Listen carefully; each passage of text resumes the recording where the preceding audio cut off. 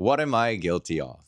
Siguro I'm guilty of not praying as much as I need to because praying keeps me grounded and it helps me get through a lot of things then. Sometimes it answers my questions. My whole family taught me how to pray because my religion's Islam. So when I was growing up, they would teach me how to pray and help me memorize prayers in Arabic. Pero now na mas nagiging busy ako with my schedules, parang nakakalimutan ko ng magdasal. Sometimes with these schedules that I'm in, makes me feel stressful, makes me feel guilty and forget what I've learned in the past. And minsan nawawala ako. Na-realize ko na lang din on my rest days na parang, damn, I should pray more kasi, it helps me calm down and makes me feel like I'm in the present.